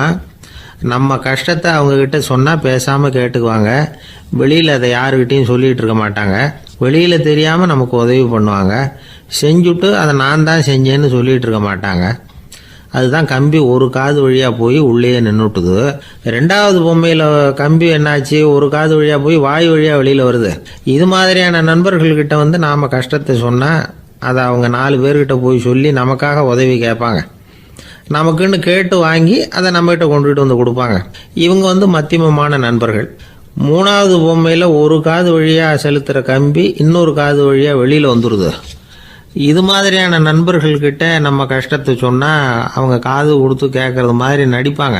அப்படியே இன்னொரு காது வழியாக அதை வெளில விட்டுருவாங்க. அதை பற்றி கவலைப்பட மாட்டாங்க. இதுதான் இந்த பொம்மைகளுக்குள்ளே இருக்கிற வித்தியாசம் அப்படின்னு விளக்கம் கொடுத்தாராம் மன்னர். படிக்கிற பிள்ளைங்கள்லேயும் இது மாதிரி 3 வகை உண்டு. சில பேர் காதால் வாங்கி மனசில் வச்சுக்குவான். சில பேர் காதால் வாங்கி பேனாவால் எழுதி விடுவான். சில பேர் ஒரு காதால் வாங்கி இன்னொரு காதால் வெளியில் விட்டுருவான். ஒரு பையன் வகுப்பில் ஆசிரியர் பாடம் நடத்தும் பொழுது தலையை வேகமாக ஆட்டி ஆட்டி கேட்பானான். ஏன்டா இப்படி தலையை இப்படி ஆட்டுற அப்படின்னு கேட்டிருக்கான் பக்கத்தில் இருந்தவன். தலையை ஆட்டினா தாண்டா ஒரு காது வழியாக உள்ளே போகிறது, இன்னொரு காது வழியாக வெளியில் வேகமாக வெளில போகும் அப்படின்னானா அந்த பையன். இந்த உலகத்தில் மனுஷன் எவ்வளவோ தவறுகள் செய்கிறான். அதுக்கெல்லாம் என்ன காரணம்? அதை பற்றின ஆராய்ச்சி தான் இன்னைக்கு. இதுக்கு ஆராய்ச்சி என்னத்துக்கு, அது தெரிஞ்ச விஷயம் தானே அப்படின்னு நீங்கள் நினைக்கலாம். ஆனால் அப்படி அலட்சியமாக இந்த விஷயத்தை விட்டுறக்கூடாது. பொதுவாக எல்லோரும் நினைக்கலாம் எது சரி எது தவறு அப்படின்னு தெரியாததுனால தான் மனுஷன் தப்பு பண்ணுறான் அப்படின்னு. ஆனால் அப்படி சொல்லிட முடியாது. மனுஷன் தெரிஞ்சே தான் தவறுகள் பண்ணுறான். இப்போ உதாரணத்துக்கு ஒரு சாலையில் இடது பக்கம் போக வேண்டிய ஒருத்தர் நடுக்கோட்டை தாண்டி வலது பக்கமாக வண்டியை ஓட்டிகிட்டு போகிறாருன்னு வச்சுங்க. என்னப்பா இது தப்பு இல்லையா அப்படின்னு அவர்கிட்ட கேட்டால், அதெல்லாம் எனக்கு தெரியும், நீ உன் வேலையை பார்த்துட்டு போ அப்படிம்பார். வலது பக்கமாக போகிறது தப்புன்னு தெரிஞ்சே தான் அவர் அப்படி செய்கிறார், அப்படி போகிறார். பெரிய உத்தியோகத்தில் இருக்கிறவங்க கூட லஞ்சம் வாங்குறாங்க. அவங்களுக்கெல்லாம் லஞ்சம் வாங்குறது தப்புன்னு தெரியலன்னு அர்த்தம். திருடுறது தப்புன்னு தெரியாமலாம் மனுஷன் திருடுறான். நல்லாவே தெரியும். நீங்கள் வேணும்னா கேட்டு பாருங்கள், வேறு வழி இல்லை அதனால தான் திருடுறேன்பா. திருடுறது ஒரு புண்ணியமான காரியம்னு திருடனே கூட சொல்ல மாட்டான். திருடுறது தவறுங்கிறது திருடனுக்கு தெரியும் அப்படிங்கிறத விளக்கிறதுக்காக ஒரு பெரியவர் ஒரு கதை சொன்னார். அதாவது 2 திருடர்கள் 2 பேரும் சேர்ந்து ஒரு வீட்டுக்கு போய் ஒரு 10,000 ரூபாயை திருடிட்டு வந்துடுறாங்க. ஒரு காட்டு வழியாக வந்துக்கிட்டு இருக்கிறாங்க. இன்னும் விடியல. 2 பேருக்கும் தூக்கம் கண்ணை சுற்றுது. சரி, இப்படியே ஒரு மரத்தடியில் படுத்து தூங்குவோம், காலையில் விடிஞ்சதும் இந்த பணத்தை 2 பேரும் பங்கு போட்டுக்குவோம் அப்படின்னு முடிவு பண்ணுறாங்க. அதே மாதிரி படுத்து தூங்குறாங்க. நடு ராத்திரியில் ஒரு திருடன் முழிச்சிக்கிறான். விடிகிற வரைக்கும் காத்துக்கிட்டு இருந்தால் 5,000 ரூபா தான் கிடைக்கும், இப்போவே கம்பி நீட்டினா 10,000 ரூபா கிடைக்கும் அப்படின்னு யோசித்து பார்த்துட்டு ஒரு முடிவுக்கு வந்தான். மெதுவாக அந்த 10,000த்தையும் சுருட்டிக்கிட்டு அடுத்தவனுக்கு தெரியாமல் ஓடி போயிட்டான். விடியுது. அடுத்தவன் எழுந்திரிச்சு பார்க்குறான். பணத்தையும் காணலை, பாகஸ்தனையும் காணலை. இந்த திருடன் அந்த திருடனை திட்டுறான். திருட்டு பய, அயோக்கிய பய, இப்படி அநியாயமாக கிளப்பிட்டு போட்டானே அப்படிங்கிறான். இதுலேருந்து என்ன தெரியுது? தெரியாமல் எடுத்துக்கிட்டு போகிறது திருட்டு, அயோக்கியத்தனம், அநியாயம் அப்படிங்கிறது இவனுக்கு தெரிஞ்சிருக்குது. அதனால தான் அடுத்தவனை பார்த்து இப்படி திட்டுறான். அதனால் தெரியாததுனால மனுஷன் தவறு பண்ணுறான்னு சொல்கிறது சரியில்லை. அப்படின்னா மனுஷன் பண்ணுற தவறுகளுக்கு உண்மையான காரணம் தான் என்ன? இதே சந்தேகம் அர்ஜுனனுக்கும் வந்துதான். அதனால தான் அவன் பகவானை பார்த்து கேட்குறான், மனுஷன் தன் விருப்பத்துக்கு விரோதமாக ஏதோ ஒரு சக்தியினால பலாத்காரமாக இழுக்கப்பட்டது மாதிரி பாவம் பண்ணுறானே, அந்த சக்தி என்ன அப்படின்னு கேட்குறான். இதுக்கு பகவான் பதில் சொல்கிறார், காமமும் குரோதமும் தான் அந்த சக்திகள், அதாவது ஆசையும் சினமும். இது ரெண்டும் உன்னுடைய எதிரிகள் அப்படிங்கிறத புரிஞ்சுக்கோ அப்படிங்கிறார். இன்னமும் நுணுக்கமாக பார்த்தா காமத்தினுடைய மறு உருவங்கள் தான் குரோதமும் லோபமும். ஆசை நிறைவேறலைன்னா குரோதம், அதாவது கோபம். ஆசை நிறைவேறிட்டதுன்னா லோபம், அதாவது பேராசை. பாவத்தை கண்ட்ரோல் பண்ணணும்னா அதுக்கு மெயின் சுவிட்ச் எது அப்படிங்கிறது இப்போ தான் தெரியுது. அதுக்கு மனுஷன் தெரிஞ்சே தான் தவறு பண்ணுறான் அப்படின்னு பேசிக்கிட்டோமே. அதுக்கு ஒரு உதாரணம், ஒரு ஆள் ஹோட்டலில் சாப்பிட போனான், சாப்பிட்டு முடித்தான், எழுந்திரிச்சு முதலாளிகிட்ட பில்லை கொடுத்தான், காசை கொடுக்கல. முதலாளி பணம் கொடுன்னு கேட்டார். இவன் என்கிட்ட பணம் இல்லைன்னா. முதலாளி கொஞ்சம் கூட அலட்டிக்கல, உள்ளே இருந்து ஒரு ஆளை கூப்பிட்டார். இவனை கூப்பிட்டுக்கிட்டு போய் இட்லி மாவு ஆட்ட சொல்லுன்னார். இவனும் கவலைப்படாமல் உள்ளே போயிட்டான். அப்போது அழைச்சிட்டு போகிற ஆள் கேட்குறான், ஏன் சார் சாப்பிட்றதுக்கு முன்னாடி காசு இல்லைங்கிறது உங்களுக்கு தெரியாதா அப்படின்னு கேட்குறான். தெரியும், காசு இல்லைங்கிறதும் தெரியும், காசு இல்லாமல் சாப்பிட்டா மாவாட்டணுங்கிறதும் தெரியும் அப்படின்னா அந்த ஆள். அப்படின்னா நீங்கள் உங்கள் வீட்லேயே சாப்பிட்ருக்கலாமே அப்படின்னு கேட்குறான் அவன். அதுக்கு இவர் சொல்கிறாரு, அது எப்படி, அங்கே சாப்பிட்டாலும் நான் இதே வேலையை தானே செய்ய வேண்டியிருக்கும் அப்படின்னாராம். ஒரு ஊரில் ஒரு பெரிய செல்வந்தர் இருந்தார். பணத்துக்கு பஞ்சம் இல்லை. அதனால் இந்த உலகத்தில் முடியாத காரியம் எதுவும் இல்லைன்னு நினச்சார். பணம் இருந்தாலும் அந்த நினப்பு தானாக வந்துடும். அதனால் இவரும் அப்படி நினச்சதில் ஒன்றும் தப்பு இல்லை. அந்த ஊருக்கு குருநானக் ஒரு தடவை வந்தார். அவருக்கு இந்த செல்வந்தர் ரொம்ப பிரமாதமாக ஒரு வரவேற்பு கொடுத்தார். ஊர் எல்லையிலேயே எங்கள் வீட்டுக்கு விருந்து சாப்பிட்டுட்டு போகணும்னு கேட்டுக்கிட்டார். அவரும் சரின்னு ஒத்துக்கிட்டார். உடனே தன்னுடைய பங்களாவில் ஒரு பெரிய விருந்துக்கு ஏற்பாடு பண்ணார். குருநானக்கை அழைச்சிட்டு வீட்டுக்கு போனார், உட்கார வச்சார். ஐயா, நான் இந்த ஊர்லேயே ரொம்ப பெரிய வசதி உள்ளவன், என்னால் எல்லாம் முடியும், உங்களுக்காக நான் என்ன செய்யணும்னு சொல்லுங்கள், எதுவாக இருந்தாலும் பரவாயில்ல, எவ்வளவு செலவானாலும் பரவாயில்ல, என்னால் செய்ய முடியும், என்ன செய்யணும்னு சொல்லுங்கள், அது போதும், நான் செய்கிறேன் அப்படின்னு நான் ரொம்ப பணிவா. இதை கேட்டதும் குருநானக் சிந்திச்சார் கொஞ்ச நேரம். அதுக்கப்புறம் தன்னோட சட்டை பைக்குள்ளே கையை விட்டு ஒரு பழைய ஊசி ஒன்று எடுத்தார். அந்த செல்வந்தர்கிட்ட கொடுத்தார். இதை பாருங்கள், இவ்வளவு தூரம் நீங்கள் கேட்கறதுனால சொல்கிறேன், எனக்கு நீங்கள் செய்ய வேண்டிய உதவி இதுதான்னார்.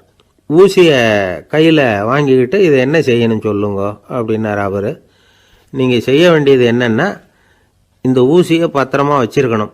நாம் 2 பேரும் இறந்து போனதுக்கு பின்னாடி இன்னொரு உலகத்தில் நாம் சந்திக்கக்கூடிய வாய்ப்பு இருக்குது. அப்போ இந்த ஊசியை என்கிட்ட கொண்டாந்து கொடுக்கணும். இதுதான் நீங்கள் எனக்காக செய்ய வேண்டிய உதவி அப்படின்னார் குருநானக் லேசாக சிரிச்சுக்கிட்டே. இதை கேட்ட உடனே இந்த பெரியவர் முழிக்க ஆரம்பிச்சிட்டார். அது எப்படிங்க, நான் சாகிறப்ப எப்படி இந்த ஊசியை எடுத்துக்கிட்டு இன்னொரு உலகத்துக்கு வர முடியும்னார்.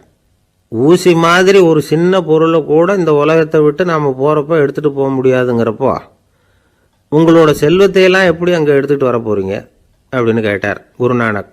அதுக்கப்புறம் தான் அந்த பெரியவர் யோசிக்க ஆரம்பித்தாராம். குருநானக் சொல்கிறார், இதை பாருங்கள், நாம் செய்கிற நல்லது கெட்டது தான் கடைசி வரைக்கும் நம்ம கூட இருக்கும். அடுத்தவங்க நல்லா இருக்கணுங்கிறதுக்காக பொருளை செலவு செய்யணும், அப்படி செய்யலைன்னா எந்த பிரயோஜனமும் இல்லை அப்படின்னார். அதுக்கப்புறம் தான் அந்த செல்வந்தரின் அறிவு கண் திறந்து தான். உடனே குருநானக்கை வணங்கினார். ஐயா, என்கிட்ட இருந்த ஆணவம் போயிட்டுது, இனிமேல் என்கிட்ட இருக்கிற செல்வத்தை நல்ல வழியில் செலவழிப்பேன் அப்படின்னாராம். நம்மக்கிட்ட இருக்கிற பணம் எப்பவும் நம்ம கூடவே வந்துக்கிட்டு இருக்காதுங்கிறதுக்கு இது ஒரு உதாரணம். அதுக்காக நாம் பணம் சேர்க்கறத பற்றி கவலைப்பட வேண்டியதில்லை, பேசாமல் படுத்து தூங்கிக்கிட்டு இருந்தால் போதும் அப்படின்னு இதுக்கு அர்த்தம் பண்ணிக்கக்கூடாது. முறையான வழியில் பணம் சேர்க்கணும், அதை முறையான வழியில் செலவு பண்ணணும். அதனால் ஏற்படக்கூடிய மன நிறைவு இருக்குது பாருங்கள், அது அனுபவித்தவங்களுக்கு தான் தெரியும். சொர்க்கத்துக்கு போகிறவங்க இங்கேருந்து பணத்தை எடுத்துகிட்டு போக முடியாது, ஆனால் நம்ம செல்வத்தை இங்கே மற்றவங்களுக்கு பயன்பட செய்து அதனால் ஏற்படுற புண்ணியம் இருக்குது பாருங்கள், அதை எடுத்துகிட்டு போக முடியுமா. இதுதான் ஆன்மீகவாதிகள்லாம் சொல்கிற கருத்து. ஜான் நியூட்டன் ஒருத்தர், அவர் சொன்னார், நான் எப்போவாவது சொர்க்கத்துக்கு போய் சேர்ந்தேன்னா அங்கே 3 அதிசயங்களை பார்ப்பேன்னார். என்னன்னு கேட்டாங்க. நான் யார் யார் இருக்க மாட்டாங்கன்னு நினச்சிக்கிட்டு இருந்தானோ அவங்களில் சில பேர் அங்கே இருப்பாங்க, அது ஒரு பெரிய அதிசயம்னார். சரி, அடுத்தது என்ன? 2வது அதிசயம் என்னன்னா, அங்கே இருப்பாங்கன்னு நான் எதிர்பார்த்த சில பேர் அங்கே இருக்க மாட்டாங்க அப்படின்னார். சரி, 3வது பெரிய ஆச்சரியம் என்ன அப்படின்னா, நான் அங்கே இருக்க பாருங்க, அதுதான் அந்த மூணாவது அதிசயம் அப்படின்னாராம். இன்பம் துன்பம் இது ரெண்டும் சேர்ந்தது தான் வாழ்க்கை. இது எல்லாரும் சொல்லிகிட்டு இருக்கிற ஒரு உண்மை. அது சரி, இது ரெண்டும் வர்றதுக்கு என்ன காரணம்? துறவி ஒருத்தர் யோசித்து பார்த்துருக்கார். இன்ப துன்பம் தோன்றுவதற்கு முக்கியமாக 6 காரணங்கள் உண்டு அப்படிங்கிறார் அவர். அது என்னங்கிறத நாமளும் தெரிஞ்சு வச்சுக்குவோமே. இப்போ முதல் காரணம் சுயநலம். ஒரு தாயார் தன்னுடைய சுயநலம் கருதி தன்னுடைய மகன் இன்பமாக இருக்கணும்னு ஆசைப்படுறாங்க. மகனும் அப்படியே ஆசைப்படுறான். அதனால் தாயாரின் இன்ப துன்பங்களை பார்த்துட்டு மகனும் இன்ப துன்பம் அடையிறான். அந்த அம்மாவுக்கும் அதே நிலைமை தான். ரெண்டாவது காரணம் உறவு. நான் துறவியான பிறகு கூட உறவுங்கிற காரணத்தினால தான் தாயாருடைய சுக துக்கங்களை கண்டு நானும் சுக துக்கம் அடைகிறேன். என் தாயாருடைய நிலைமையும் இதுதான் அப்படிங்கிறார் ஒரு துறவி. மூணாவது காரணம் என்னென்னா அறிமுகம். எனக்கு அறிமுகமான ஒருத்தரை ரயில் நிலையத்தில் சந்திக்கிறேன். அவர் தன்னுடைய பணப்பையை எங்கேயோ தொலைச்சி விட்டு வருத்தப்பட்டுக்கிட்டு இருக்கிறார். நானும் வருத்தப்படுறேன். அந்த சமயத்தில் யாரோ ஒருத்தர் இதுதானே அவங்க பணப்பை அப்படின்னு சொல்லி கொண்டாந்து நீட்டுறார். பணப்பையை தொலைச்சவர் சந்தோஷப்படுறார், நானும் சந்தோஷப்படுறேன். இது அந்த துறவி சொல்கிற அனுபவம். நாலாவது காரணம் என்னென்னா கருணை. எனக்கு முன்னே பின்ன தெரியாத ஒருத்தனை யாரோ ஒருத்தன் அடித்து காயப்படுத்தி போடுறான். கருணை காரணமாக நான் அதுக்காக துக்கப்படுறேன். அஞ்சாவது காரணம் எதையும் நம்புறது. ஒரு பசுமாட்டை ஒரு முரணை அடிச்சுக்கிட்டு இருக்கிறான் அப்படின்னு ஒருத்தர் நம்மகிட்ட சொல்கிறாருன்னு வைங்க, உடனே நான் துக்கப்படுறேன். இன்னொருத்தர் அந்த முரணனை போலீஸ்காரங்க பிடிச்சிட்டு போயிட்டாங்கன்னு சொல்கிறார். நான் உடனே சந்தோஷப்படுறேன். மூணாவதாக ஒருத்தர் முதல் 2 பேரும் சொன்னது பொய்யுங்கிறார். அப்போ நான் இன்ப துன்பம் ரெண்டுமே இல்லாமல் நிம்மதியாக இருக்கிறேன். இது ஒரு விதம். அடுத்தது 6வது காரணம் என்னென்னா தன்மயமாகுதல். ஒரு நாவல் படிச்சுக்கிட்டு இருக்கிறோம். அதில் வர்ற பாத்திரங்களோடு நாம் ஒன்றி போயிடுறோம். அதில் வர்ற பாத்திரங்கள் சிரிச்சுதுன்னா நாமளும் சிரிக்கிறோம், அது அழுதுன்னா நாமளும் அழறோம். அதெல்லாம் அந்த துறவி சொல்கிற அனுபவ உண்மைகள். இன்ப துன்பம் இது ரெண்டும் தோன்றுவதற்கு சுயநலம், உறவு, அறிமுகம், கருணை, எதையும் நம்புறது, தன்மயமாகிறது, இது எல்லாம் தான் முக்கிய காரணம் அப்படின்னு அவர் சொல்கிறார். ஆகக்கூடி ஒட்டு மொத்தமாக யோசனை பண்ணி பார்த்தா பிற பொருள்கள் மீது பற்றுதல் காரணமாக தான் நாம் இன்ப துன்பம் அடைகிறோம் அப்படிங்கிறத புரிஞ்சிக்க முடியுது. மனுஷன் இன்ப துன்பம் அடையிறதுக்கு 7வது காரணம் கூட ஒன்று உண்டு அப்படின்னு சொல்லிகிட்டே வந்தார் ஒருத்தர். அது என்ன அப்படின்னு கேட்டோம். அதுதான் சார் இந்த நீங்கள் சொல்லிட்டு வர்ற இன்று ஒரு தகவல்னார். எப்படி சொல்கிறீங்கன்னு கேட்டோம். இன்று ஒரு தகவல் கேட்க ஆரம்பிக்கிறப்போ மனசில் இன்பம், ஆரம்பித்த உடனே இது ஏற்கனவே கேட்ட சமாச்சாரமாச்சே அப்படின்னு நினைக்கிறப்போ துன்பம் அப்படின்னு அதுக்கு ஒரு விளக்கம் கொடுத்தார் அவர். வயிறு பசிக்குதேங்கிறது சிலரோட கவலை, வயிறு பசிக்க மாட்டேங்குதே அப்படிங்கிறது சில பேரோட கவலை. 2 விதமான கவலைக்கும் வயிறு தான் காரணமாக இருக்குது. வயிறு பசிச்சதுன்னா அது இயற்கை, வயிறு பசிக்கலைன்னா அது வியாதி. ஆனால் பசியையும் நாம் பசிப்பிணி அப்படின்னு தான் சொல்லுவோம். என்ன காரணம்? வியாதியை போக்க வேண்டியது எவ்வளவு முக்கியமோ அதை விட முக்கியம் பசியை போக்க வேண்டியது. ஒரு சமுதாயத்தில் பசிப்பிணியே இருக்கக்கூடாது, அதுதான் நல்ல சமுதாயம். பசியை போக்கணும்னா சாப்பாடு போடணும், பசியின்மையை போக்கணும்னா வைத்தியம்தான் பண்ணணும். இது சம்பந்தமாக எவ்வளவோ ஆராய்ச்சிகள் நடக்குது, நிறைய மருந்து கண்டுபிடிச்சிருக்கிறாங்க. நம்ம உடம்புல பசியை தூண்டக்கூடிய பகுதி எது, இதை முதல்ல தெரிஞ்சுக்கணும் இல்லையா? நாம் சாப்பிட்ற ஆகாரம் செரிக்கிறதுக்கு எது காரணம் தெரியுமா? நம்ம மூளையோட பின்பகுதி தான் அதுக்கு காரணமாக இருக்குதாம். மூளையின் பின்பகுதியில் நரம்பு செல்களால் ஆன 2 வகையான ஆரக்சின்கள் தான் பசியை உண்டாகுது அப்படின்னு கண்டுபிடிச்சிருக்கிறாங்க. 2 ஆய்வாளர்கள் இதை கண்டுபிடிச்சிருக்காங்க. அவங்க 2 பேரும் டெக்சாஸ் பல்கலைக்கழகத்தில் ஹார்வர்டு ஹக்ஸ் மருத்துவ கல்வி நிலையத்தில் பணிபுரிகிறவங்களாம். உண்பது தேவைங்கிறது உணரப்படும் போது மூளையின் அந்த குறிப்பிட்ட பகுதி ஆரக்சின் அப்படிங்கிற ஹார்மோன்களை சுரக்கும். அது பசி உணர்வை தூண்டும் அப்படிங்கிறது தான் அந்த ஆய்வாளர்களின் கண்டுபிடிப்பு. இந்த ஆரக்சின் வேறு சில உயிரினங்கள்லேயும் உண்டு. இப்போ எலிகளில் கூட இது இருக்குது. அதனால் எலிகளை வச்சு இது சம்பந்தமாக ஆராய்ச்சி பண்ணாங்க. எலிகள் உடம்பில் ஆரக்சினை செலுத்தி பார்த்தாங்க. உடனே என்னாச்சு தெரியுமா? அந்த எலியெல்லாம் பசியால் துடிக்க ஆரம்பிச்சுட்டுது. எதையாவது தின்னு பசியை தீர்த்தா போதுங்கிற அளவுக்கு அந்த எலிகள்லாம் அல்லாட ஆரம்பிச்சுட்டுது. இயல்பாக சாதாரணமாக அந்த எலிகள் எவ்வளவு சாப்பிடுமோ அது மாதிரி 8 முதல் 10 மடங்கு அதிகமான ஆகாரத்தை 1 மணி நேரத்துக்குள்ளே சாப்பிட்டு தீர்த்துட்டு தான். சில எலிகளின் மூளையில் இந்த ஆரக்சின் அளவை கட்டுப்படுத்தி பார்த்துருக்குறாங்க. உடனே என்னாச்சு தெரியுமா, அதெல்லாம் சாப்பாட்டை கண்டா முகத்தை திருப்பிட்டு போக ஆரம்பிச்சுட்டு தான். அந்த எலிகளுக்கு பசி எடுக்கலையா. இந்த ஆராய்ச்சியின் அடிப்படையில் பசியை எடுக்காமல் இருக்கிற மனிதர்களுக்கும் பசியை தூண்ட முடியும் அப்படின்னு சொல்லி ஆராய்ச்சியாளர்கள் தெரிவிச்சிருக்கிறாங்க. ஆக ஆரக்சின் தான் பசிக்கு காரணம்ங்கிறது தெரிஞ்சு போச்சு. சரி, இந்த ஆரக்சின் அப்படின்னா என்ன? அது ஒரு கிரேக்க சொல். அதுக்கு பசின்னு அர்த்தம். நம்ம ஆளுங்களுக்கெல்லாம் பசியை தூண்டுறதுக்கு மருந்து தேவையில்லை, பசியை குறைக்கிறதுக்கு தான் மருந்து தேவை. ஒரு அம்மா டாக்டரை தேடி வந்தாங்களாம். டாக்டர், எங்கள் வீட்டுக்காரருக்கு திடீர்னு அகோர பசி, நிறைய சமைச்சு போடுறேன், அவ்வளவையும் சாப்பிட்டுட்டு கீழே கிடக்கிற குப்பை கூலங்களையும் எடுத்து சாப்பிட ஆரம்பிச்சுட்றார், என்னன்னு கவனித்து பாருங்கள் அப்படின்னாங்களாம். எவ்வளவு நாளாக அப்படி இருக்குதுன்னு கேட்டிருக்காரு டாக்டர். ஒரு வாரமாக அப்படி இருக்குதுன்னாங்களாம். இவ்வளவு நாளாக ஏன் சும்மா இருந்தீங்க, ஆரம்பத்திலே இங்கே அழைச்சிட்டு வர வேண்டியது தானே அப்படின்னாரான் டாக்டர். அது ஒன்றும் இல்லை டாக்டர், வீடு பூரா சுத்தமாகட்டுமேன்னு பார்த்துக்கிட்டு இருந்தேன் அப்படின்னாங்களாம் அந்த அம்மா. ஒரு மாணவனை பார்த்தேன், என்ன தம்பி படிப்புலாம் எப்படி இருக்குது அப்படின்னு விசாரித்தேன். அவன் ரொம்ப அழுத்துக்கிட்டான். நான் நல்லா தான் சார் படிக்கிறேன், இருந்தாலும் புத்தியில் சரியாக ஏற மாட்டேங்குது சார் அப்படின்னா. சரி, இவனும் நம்ம ரகம்தான் அப்படின்னு சொல்லி முடிவு பண்ணிட்டோம். கல்வி கற்கக்கூடிய ஒரு மாணவன் சம்பந்தப்படுற புத்திகள் பல வகை. அதை பற்றி ஒரு பெரியவர் விளக்கி இருக்கிறார். மிருத்து புத்தின்னு ஒன்று இருக்குதான். மிருத்துன்னா மண். மண்ணால் செவுறு கட்டுறோம்ல, மண் சுவரில் ஆணி அடிக்கிறதும் சுலபம், அதை பிடுங்கி எடுக்கிறதும் சுலபம். அது மாதிரி சில பேர் குரு சொல்லி கொடுக்குறத சுலபமாக கேட்டு தெரிஞ்சு வச்சுக்குவாங்க, கொஞ்ச நேரத்தில் சுலபமாக மறந்தும் போயிடுவாங்க. இது மிருத்து புத்தின்னு பேர், மண் புத்தி. தாரு புத்தின்னு ஒன்று உண்டான். தாருன்னா மரம். அதில் பச்சை மரத்தில் ஆணி அடிக்கிறது சுலபம், ஆனால் அதை எடுக்கிறது கஷ்டம். அது மாதிரி ஆசிரியர்கிட்டேருந்து கேட்டதை கவனமாக மனசில் பதிய வச்சுக்கிட்டு அதை மறக்காமல் இருக்கிறது தாரு புத்தி.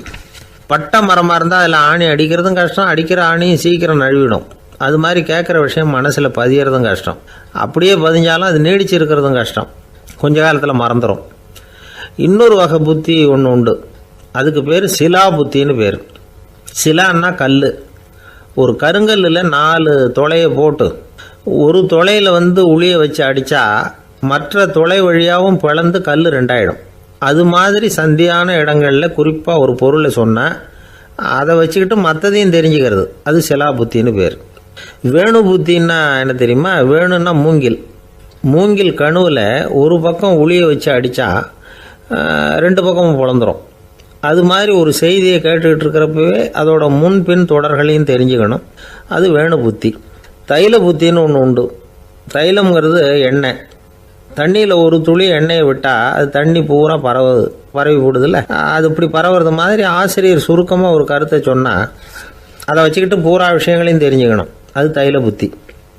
கற்பூர புத்தின்னு ஒன்று கேள்விப்பட்டிருக்கோம். அது எப்படின்னா, கற்பூரம் தீ பட்ட உடனே பிடிச்சிக்கும். ஆசிரியர் சொன்ன உடனே நுண்ணறிவோட பாடங்களை புரிஞ்சுக்கிறது இந்த வகை புத்தி. கரி புத்தின்னு ஒன்று.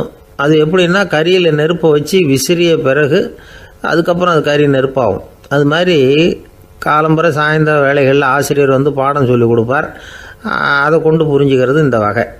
கதலித்தண்டு புத்தின்னு ஒன்று சொல்லுவாங்க. கதலிங்கிறது வாழை மரம். வாழைத்தண்டில் தீ வைக்கிறது எவ்வளவு சிரமமோ அவ்வளவு சிரமத்தோடு கல்வி கற்கிறது கதலித்தண்டு புத்தி. இதை தவிர இன்னும் சில வகையான மாணவர்களை கூட அடையாளம் காட்டுறாங்க. ஆசிரியர் சொன்னதில் நல்லதை மட்டும் எடுத்துக்கிறவன் அன்னம். ஆசிரியர் கிடைச்ச இடத்துல பாடத்தை கேட்டுக்கிட்டு பிறகு தனியாக உட்காந்து சிந்திக்கிறவன் பசு. பசுமாடு அப்படி தானே, புல் கண்ட இடத்துல மேயும், அதுக்கப்புறம் நிதானமாக அசை போட்டுக்கும். ஆசிரியர் சொன்னதை தவிர வேறு எதையும் சொல்ல முடியாதவன் கிளி. பல இடங்களில் பாடங்கள் கேட்டு கடைசியில் ஒன்றும் புரியாமல் போகிறவன் ஆடு. ஆடு ஒரு செடியில் வயிறார மேயாது, ஒரே செடியில் இக்கரைக்கு அக்கறை பச்சைன்னா அங்கேயும் இங்கேயும் அலைஞ்சிக்கிட்டே இருக்கும். சில பேருக்கு எருமைன்னு பேர். எருமை எப்படின்னா குளத்து நீரை கலக்கி தான் குடிக்கும். அது மாதிரி ஆசிரியர் மனசை நோக செய்து பயில்கிற மாணவர்கள்லாம் இந்த ரகம். இவ்வளவுலாம் இருந்தாலும் இந்த காலத்து மாணவர்கள்லாம் ஒரு தனி ரகம். ஒரு ஆசிரியர் வகுப்பில் பாடம் நடத்திக்கிட்டு இருந்தார். இலக்கண வகுப்பு. இறந்த காலம், நிகழ்காலம், எதிர்காலம், past tense, present tense, future tense, இதை பற்றிலாம் பாடம் நடத்துகிறார். எல்லாம் சொல்லி கொடுத்துட்டு இப்போ நான் ஒரு வாக்கியம் சொல்லுவேன், அது என்ன காலம் அப்படிங்கிறத நீங்கள் சொல்லணும்னார் ஆசிரியர். சரி, நாங்கள் மாணவர்கள்லாம் நான் நாளைக்கும் பாடம் நடத்தப் போகிறேன். இது என்ன காலம் அப்படின்னு கேட்டார் ஆசிரியர். அதாவது நான் நாளைக்கும் பாடம் நடத்தப் போகிறேன், இந்த வாக்கியம் என்ன காலம்னு கேட்டார். ஒரு பையன் மெதுவாக எழுந்திரிச்சு சொன்னான், இது எங்கே போதாத காலம் சார் அப்படின்னு சொல்லிவிட்டு உட்காந்துட்டானா. ஒருத்தர் ஓடி வந்தார், இன்னொருத்தரை பார்த்து, சார் உங்கள் சைக்கிளை ஒரு நாள் இரவல் கொடுங்களேன், பக்கத்து ஊருக்கு போயிட்டு வர வேண்டியிருக்கு அப்படின்னார். இவர் சைக்கிளை கொடுத்து பத்திரமா கொண்டுட்டு போங்கன்னார். சார் இதை பத்திரமா கொண்டு போகிறேன், கவலையே வேணாம், ஏன்னா இது உங்களோட சைக்கிள் அப்படின்னு நான் நினைக்கல, என்னோட சைக்கிளாக நினைக்கிறேன் அப்படின்னார். அதுக்கப்புறம் தான் இவருக்கு உண்மையாகவே பயம் வந்துட்டுது. ஏன்னா அவர் சொன்னது மாதிரி அதை தன்னோட சைக்கிளாகவே நினச்சி தள்ளிட்டு போட்டால் என்ன பண்ணுறது? எதை நம்முடையதாக நினைக்கணுங்கிறதுக்கு ஒரு வரையறை இருக்குது. சில பேர் ஆஃபீஸையே வீடாக நினச்சி விடுறது உண்டு. அப்படிப்பட்டவங்க கூட வீட்டை ஆஃபீஸாக நினைக்கிறதில்ல. ஏன்னா வீட்டில் இவர் ஆஃபீஸராக நடந்துக்க முடியறதில்ல. இதெல்லாம் ஒரு பக்கம் இருக்கட்டும், இப்போ விஷயத்துக்கு வருவோம். பொறியியல் மேதை டாக்டர் விஸ்வேஸ்வரய்யா இருந்தார் இல்லையா, பாரத ரத்னா விருதெல்லாம் கொடுத்தாங்களே. ஆஃபீஸ் வேலை வேறு, சொந்த வேலை வேறு அப்படிங்கிறதுக்கு ஒரு உதாரணமாக இருந்தவர் அவர். மைசூர் மகாராஜா கிட்ட திவானாக இருந்தார். அவர் ஒரு நாள் அரசாங்க வேலை காரணமாக வெளியூர் போயிருந்தார். ஹாசன்கிற ஊருக்கு பக்கத்தில் ஒரு பயண மாளிகை, அங்கே தங்கிவிட்டார். ராத்திரி அங்கே தங்கி இருந்துட்டு விடிஞ்சதும் ஊருக்கு திரும்புறதாக திட்டம். ராத்திரி தூங்கிறதுக்கு ரொம்ப நேரம் ஆகிட்டுது. ரொம்ப நேரம் வரைக்கும் அரசாங்க சம்பந்தப்பட்ட வேலைகளையே பார்த்துக்கிட்டு இருக்கிறார். அரசாங்க ஃபைல்கள் நிறைய இருந்தது. அதையெல்லாம் ஒவ்வொன்றா எடுத்தார், படித்து பார்த்தார், பரிசீலனை பண்ணார். அதில் எழுத வேண்டியதை எழுதினார், கையெழுத்து போட்டார். ஒரு வழியாக அந்த வேலையெல்லாம் முடிஞ்சுது. அதுக்கப்புறம் என்ன பண்ணார்னா, தன்னுடைய சூட்கேஸை திறந்தார். அதிலேருந்து 2 மெழுகுவத்தியை எடுத்து கொளுத்தி வச்சார். அந்த பயண மாளிகையில் அது வரைக்கும் எரிஞ்சிக்கிட்டு இருந்த மின்சார விளக்குகளை அணைச்சிட்டார். அதுக்கு பிறகு அந்த மெழுகுவத்தி வெளிச்சத்தில் சில புத்தகங்களை தொடர்ந்து படிக்க ஆரம்பிச்சிட்டார். அந்த பயண மாளிகையில் பணியாளராக இருந்தவர் இதை பார்த்துட்டு ஓடி வந்தார். மறுபடியும் மின் விளக்கை போடுறதுக்காக போனார். விஸ்வேஸ்வரய்யா அதை பார்த்துட்டு போட வேணாம்ட்டாராம். இது வரைக்கும் நான் அரசாங்க அலுவல்களை கவனிச்சிக்கிட்டு இருந்தேன், அதனால் மின் விளக்குகள் அப்போ எரிஞ்சதில் தப்பு இல்லை. இப்போ நான் புத்தகம் படிச்சுக்கிட்டு இருக்கேன், இது என்னுடைய சொந்த வேலை, இங்கே இருக்கிற மின் விளக்கு அதுக்காக ஏன் எரியணும் அப்படின்னு கேட்டாராம். இப்போ இருக்கிற சில அரசு பணியாளர்கள்கிட்ட இந்த சம்பவத்தை பேச்சோட பேச்சாக சொல்லி பார்த்தேன். அவங்களால இதை ஜீரணிக்கவே முடியல. நேர்மை தேவை தான் சார், அதுக்காக அவ்வளவு தூரத்துக்கு அது தேவையா அப்படிங்கிறாங்க. விஸ்வேஸ்வரய்யா அப்படி பண்ணினது தான் ஒரு நேர்மையாளர் அப்படின்னு இந்த உலகத்துக்கு நிரூபிக்கணுங்கிறதுக்காக இல்லை. தான் அப்படி நடந்து காட்டினா தன்னை சுற்றி இருக்கிறவங்களும் அதை கேள்விப்படுறவங்களும் முடிஞ்ச அளவுக்கு பொது வாழ்க்கையில், அரசு பணியில் நேர்மையை கடைபிடிக்க முயற்சி பண்ணலாமே அப்படிங்கிறதுக்காகத்தான். இப்போவும் சில பேர் இருக்கிறாங்க, இவங்க ஆஃபீஸ் வேறு வீடு வேறேன்னு நினைக்கிறதில்ல, அவ்வளோ உரிமை. ஒருத்தர் அப்படி தான், அவருக்கு அவசரமாக 5000 ரூபா தேவைப்பட்டது. ஆஃபீஸு பணத்தை எடுத்துக்கிட்டார். அந்த நேரம் பார்த்து ஆடிட் வந்துட்டுது, ஆப்பிட்டுக்கிட்டார். விசாரணை நடக்குது. அவர் சொல்கிறார், சார் நான் நேரம் காலம் பார்க்காம ஆஃபீஸில் வேலை செய்வேன், ஏன்னா அதை என்னோடய ஆஃபீஸாக நினைக்கிறேன். அவசரத்துக்கு அந்த பணத்தை எடுத்தேன், மறுபடியும் வச்சுடலாம்னு தான் இருந்தேன், அதுக்குள்ளே இப்படி ஆகிட்டுது. நீங்கள் என்ன நினச்சாலும் சரி, நான் ஆஃபீஸ் வேறு வீடு வேறு அப்படின்னு நினைக்கிறதில்ல, அது என்னோட சுபாவம் அப்படின்னார். விசாரணை பண்ணவர் தீர்ப்பு வழங்கினார். உங்கள் சுபாவத்துக்கு மதிப்பு கொடுத்து நானும் தீர்ப்பு வழங்குறேன். நீங்கள் கொஞ்ச நாள் ஜெயிலில் இருந்துட்டு வாங்க, அது உங்களுக்கு கஷ்டமாக இருக்காதுன்னு நினைக்கிறேன். ஏன்னா அங்கே போனாலும் நீங்கள் உங்கள் சுபாவப்படி வீடு வேறு ஜெயில் வேறேன்னு நினைக்க மாட்டீங்க அப்படின்னாராம். ஒரு நாள் ஒரு நண்பரை சந்தித்தேன். உங்கள் வீடு எதுன்னு உங்களுக்கு தெரியுமா சார்ன்னு. அவர் என்னை ஒரு மாதிரியாக பார்த்தார்.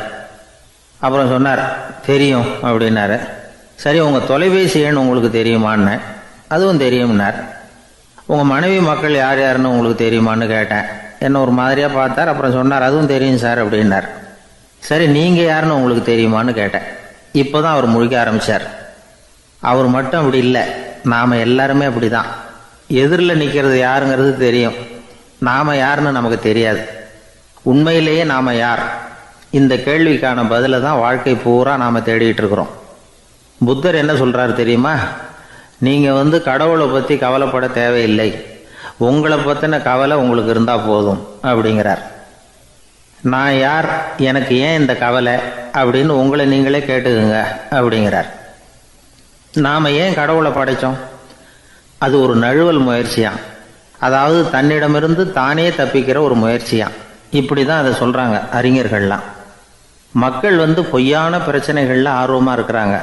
அதுக்கு தீர்வு காணவும் முயற்சி பண்ணுறாங்க. கடவுளை பற்றி விவாதிக்க எல்லாருக்கும் விருப்பம். தன்னுடைய சுயம் பற்றிய பிரஜையே இருக்கிறதில்ல. ஆகக்கூடிய விஷயம் என்னென்னா, கடவுள் சமாளிப்புக்கு பயன்படுத்தப்படுகிறார். மனவியல் என்ன சொல்லுது தெரியுமா? கடவுள், சொர்க்கம், மறுபிறவி இதை பற்றிலாம் பேச ஆரம்பிக்கிறவங்க யார் தெரியுமா? போருக்கு போகிறவன், துன்பத்தில் சிக்கி கஷ்டப்படுறவன், நோய் படுக்கையில் விழுந்தவன், இவங்க தான். நாம் அனுபவத்திலே பார்க்குறோமே இதையெல்லாம். கடவுளை துணைக்கு கூப்பிடுறவங்க யாருன்னு கவனித்து பாருங்கள். பரீட்சை எழுத போகிறவன், வேலை தேடி அலையிறவன், பண நெருக்கடியில் இருக்கிறவன், விபத்தில் சிக்கிக்கிட்டவன், இவங்கெல்லாம் தான். தேர்வில் வெற்றி பெற்றதும் அவரை துணைக்கு கூப்பிடுறதில்ல, வேலை கிடைச்சதும் அவர் துணை தேவைப்படுறதில்ல. ஏன் இப்படி? கொஞ்சம் யோசனை பண்ணி பாருங்கள். துன்பம் வருகிற போது அந்த துன்பத்தை தவிர்க்க வேண்டிய நிலையில் அதிலிருந்து நழுவி போகிறதுக்காக பிரார்த்தனை தேவைப்படுது. எல்லாம் நல்லபடியாக நடக்கிறப்போ பிரார்த்தனை செய்கிறதில்ல. புத்தருடைய வழி என்ன தெரியுமா? அந்த வழியில் கடவுளும் கிடையாது, பிரார்த்தனையும் கிடையாது. புத்தர் செய்தது இதைத்தான். அதாவது கடவுள்கிட்ட இருந்து மனிதனையும், மனிதன்கிட்ட இருந்து கடவுளையும் அவர் விடுவித்தார். புத்த மதம் என்ன சொல்லுது தெரியுமா? கடவுள் பிரச்சனை அல்ல, மனிதன்தான் உண்மையான பிரச்சனை அப்படின்னு சொல்லுது. உங்களை நீங்கள் நல்லா தெரிஞ்சுக்கிட்டா போதும், நீங்களே கடவுள் ஆயிடுவீங்க அப்படிங்கிறது தான் புத்த மதம். அதனால் நமக்கு தேவை உள்முக பயணம். நான் யார் அப்படிங்கிற கேள்வியோட உள்ளே போகணும். அங்கே போனால் தான் தெரியும் நான் அப்படின்னு அங்கே யாருமே இல்லைங்கிறது. இதெல்லாம் புத்தர் சொல்லுகிற ஒரு தத்துவம். தத்துவம்னு சொன்னாவே நமக்கெல்லாம் அதை புரிஞ்சுக்கிறது கஷ்டம்தான். நம்ம பொறுத்த வரைக்கும் தத்துவங்கிறதுல 2 வகை உண்டு.